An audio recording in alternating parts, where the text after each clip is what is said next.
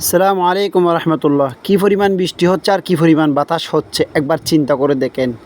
এই যে আমি বৃষ্টির মধ্যেও হঠাৎ করে হলুদের মধ্যে সার দিয়ে দিলাম, কারণ যখন হলুদের মধ্যে সার দিচ্ছিলাম তখন কিন্তু বৃষ্টি ছিল না, তাই আমি হলুদের মধ্যে সারগুলো দিয়েছিলাম।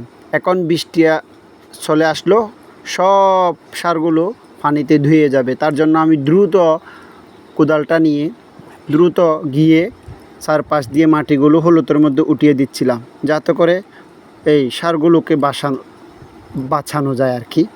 তো চেষ্টা করতেছি যত দ্রুত সম্ভব এই হলুদের মধ্যে মাটিগুলো দেওয়ার জন্য। তো বৃষ্টির মধ্যে কাজ করতে কিন্তু অনেক ভালোই লাগতেছে, কারণ আমরা তো সব সময় আর কাজ করি না। এমনি সপ্তাহে একদিন শুক্রবারে অথবা শনিবারে মানে শখ করে কাজগুলো করি আর ভিডিও ধারণ করে আপনাদেরকে দেখানোর চেষ্টা করি। পৃথিবীতে কোনো কাজ হচ্ছে ছোটো নয়, আর কাজ করে খাওয়াই হচ্ছে উত্তম, আর ভিক্ষা করে খাওয়াই হচ্ছে পৃথিবীর সর্বনিম্ন এবং সর্বনিকৃষ্ট কাজ। তো কাজকে যারা ভালোবাসেন, পছন্দ করেন, অবশ্যই ভিডিওটি শেয়ার করে দিবেন।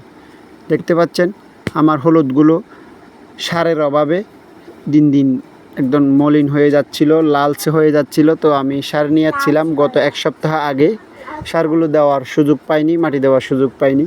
তো আজকে শনিবার এই যে বৃষ্টির মধ্যে সকালে ভিজে ভিজে সারগুলো দিলাম এবং সাথে সাথে মাটিগুলো দিয়ে দিলাম।